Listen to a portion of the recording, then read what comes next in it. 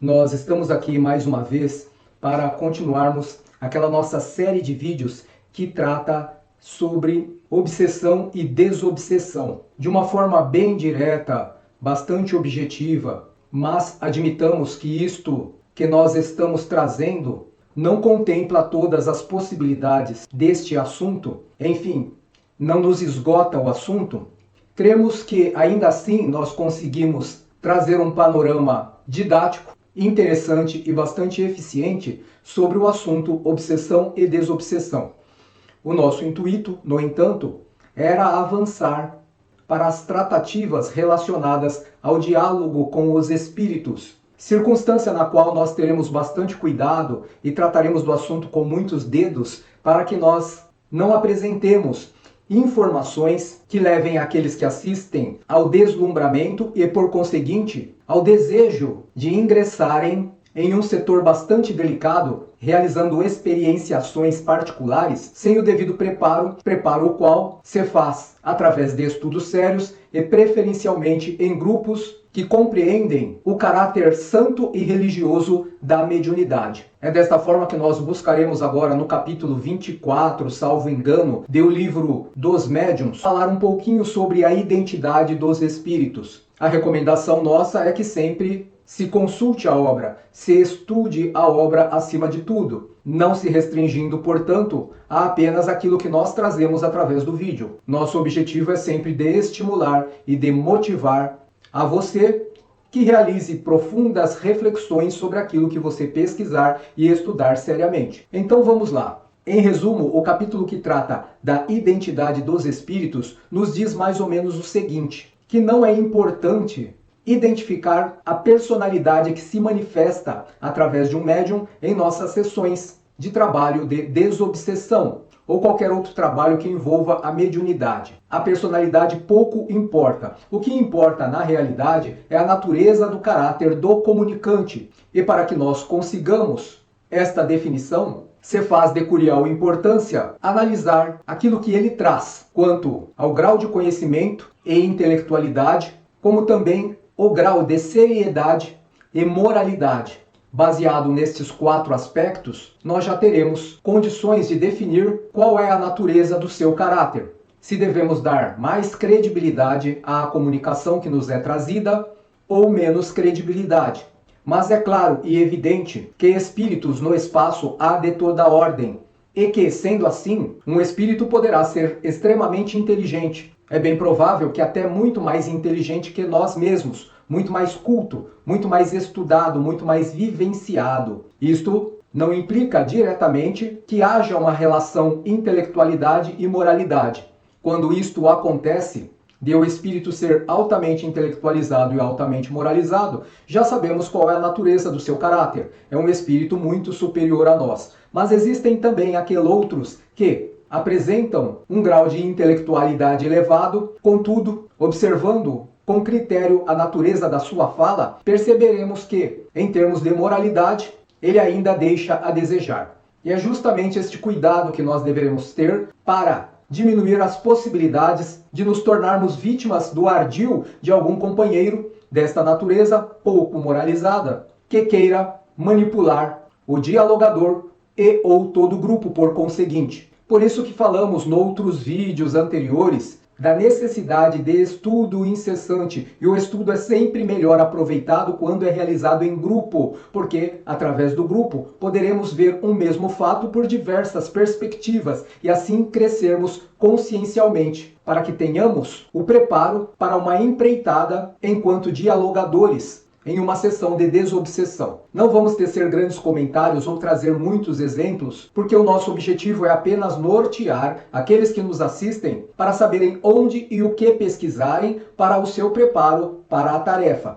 E não obstante a tal fato, devemos lembrar também que as manifestações psicofônicas, assim como as manifestações de toda ordem, as psicografias e outras mais, via de regra, sofrem a influência do próprio médium. De rigor, se faz necessário também que aquele que se dispõe a dar passagem ao comunicante, que seja um indivíduo sério, que busque o estudo, sobretudo o estudo sobre si mesmo, para conhecer exatamente quais são as suas fraquezas dentro da sua faculdade e quais são os seus pontos mais fortes, pontos vulneráveis e melhores qualidades, para que haja a menor interferência possível na mensagem que será transmitida, pois as interferências necessárias são apenas aquelas de censura aos comunicantes pouco equilibrados e moralizados que queiram perturbar a ordem dos trabalhos. Ademais, quando se tratar de um espírito de inteligência e moralidade avultada, a menor interferência é sempre desejável. Mas voltando à questão do médium e os componentes anímicos que lhe são próprios, que podem interferir na mensagem,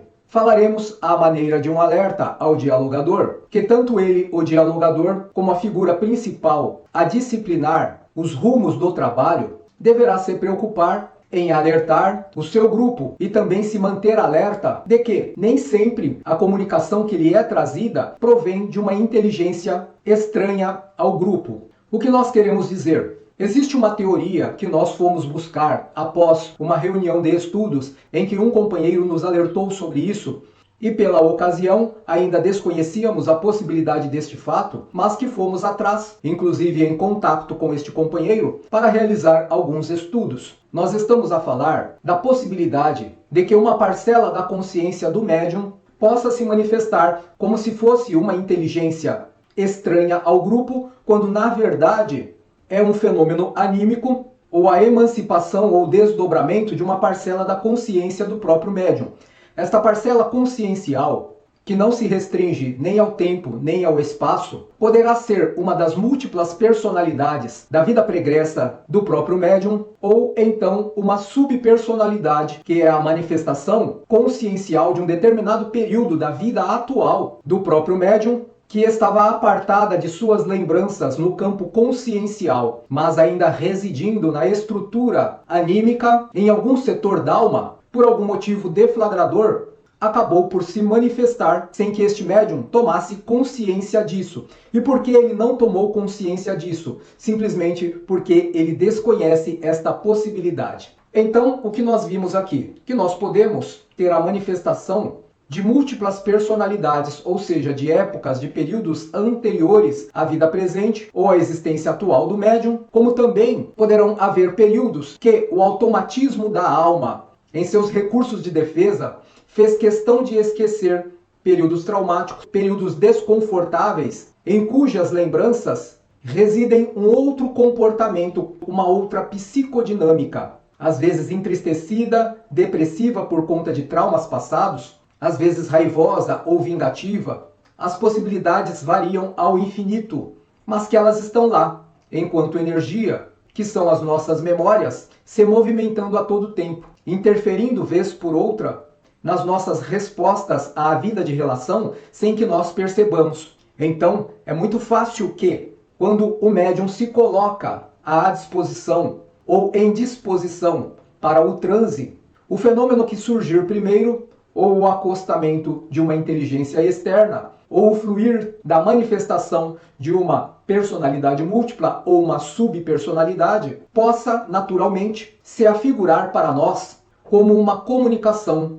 psicofônica que estamos acostumados a presenciar. Isto tudo é muito possível e diríamos que acontece com mais frequência do que imaginamos. A detecção, portanto, exige de cada um de nós muito mais estudos do que estamos acostumados a realizar no momento. Exige de nós a abdicação de ideias pré-concebidas para que esta possibilidade possa ser contemplada e só assim, uma vez contemplada, possamos compreender o processo, como ele ocorre, quando ele ocorre, quais as circunstâncias que levam a esta ocorrência e como eu deverei me comportar nestes casos. Diríamos, então, que boa parte daqueles que empreendem o seu labor em trabalhos mediúnicos ou desconhecem o fato, ou têm a dificuldade de compreensão e por isso não dão muita importância para isso, fazendo com que haja o desperdício de uma grande oportunidade de se ajudar pelo entendimento, pelo crescimento consciencial e ajudar o outro. Quais são os casos, além da manifestação de parcelas de consciência do médium, da vida atual ou das vidas pregressas, que nós poderemos contemplar? Diríamos que, para explicar isso, tenhamos duas formas sensoperceptivas de atuação. E não precisa ser necessariamente dentro de uma sessão espírita dedicada à mediunidade. A primeira é a mediunidade propriamente dita, uma faculdade orgânica inerente a determinados indivíduos que se traduz por faculdades bem caracterizadas de intercâmbio com a dimensão espiritual. E a segunda, bem mais comum, e é aí que cremos que Kardec definiu que todos nós somos médiuns, é a sensopercepção chamada de captação psíquica, que ocorre comumente de maneira bastante natural sem que a percebamos. Um exemplo que eu creio que vocês já devam ter ouvido é o da mãe que de repente pensa no filho e sente uma angústia tremenda. Chamamos isso de intuição materna, quando na realidade é uma das formas de captação psíquica. Então logo ela se foca de maneira instintiva em um objetivo, que é a lembrança do seu filho, a quem ela está ligada por laços naturais da maternidade. Ela consegue perceber qual é o sentimento que o seu filho está nutrindo naquele momento. Tristeza, alegria, dor, desesperação. Um outro exemplo, muito comum também, nos próprios trabalhos que realizamos, denominados de variadas formas, mas utilizaremos aqui à guisa de exemplificação, a terminologia vibrações à distância, em que nós situamos a nossa consciência focada em um determinado setor para auxílio a enfermos, para uma pessoa específica, e conseguimos perceber qual é o sentimento e como ela se encontra naquele instante. Muitas vezes visualizando a própria pessoa nas exatas condições em que ela se encontra, vestimenta e características físicas, ainda que ela não seja um desconhecido.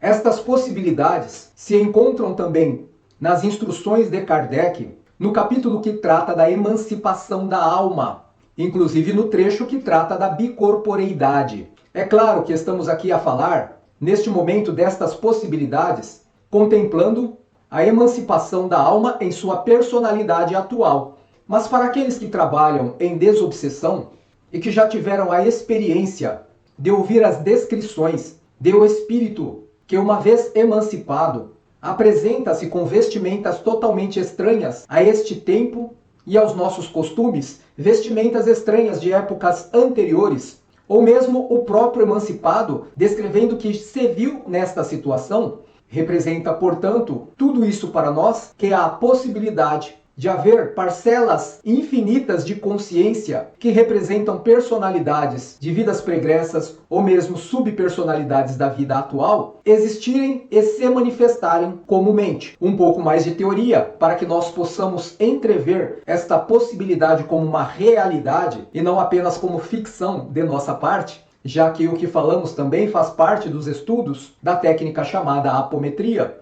Lembremos então que quando nós reencarnamos e desencarnamos, nós nunca perdemos a nossa individualidade, apenas nos adequamos às novas circunstâncias que nos são apresentadas para experienciação.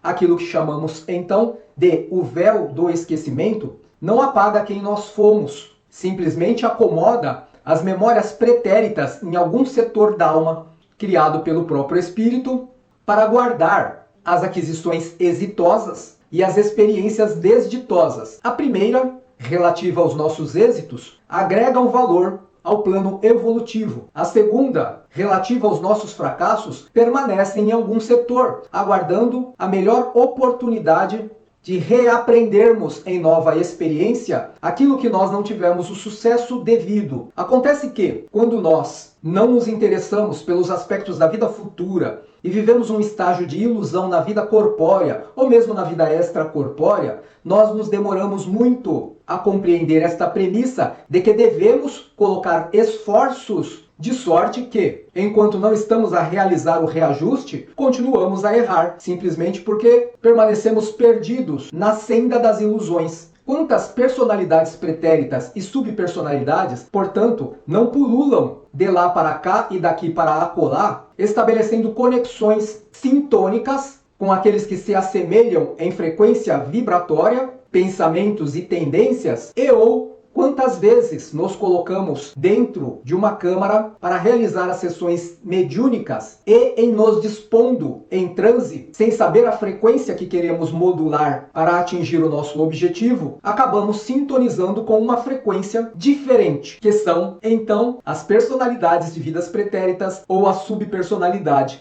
de um encarnado, de um desencarnado, ou mesmo a manifestação da personalidade ou subpersonalidade do próprio médium. Fica a dica neste nosso encontro para que nós busquemos compreender um pouco melhor este assunto, porque no mau hábito que temos de recepcionar o companheiro desencarnado com a pretensão de que nós podemos evangelizá-lo e isto é o melhor para ele, sem saber ouvir, não raro o que nós fazemos é entregar esse companheiro para o plano maior para que eles deem a devida destinação de que ele necessita, quando nós já falamos aqui que nós precisamos tratar este indivíduo nas suas necessidades básicas, prementes, imediatas. E só há uma forma: sabendo ouvir, calando, ouvindo, entendendo, gerando uma vinculação empática, para só então decidirmos qual será o próximo passo. Dentre estes fundamentos é que nós poderemos, ouvindo e apenas perguntando aquilo que for necessário, sem a pretensão de evangelizar, sem a pressa de encaminhar,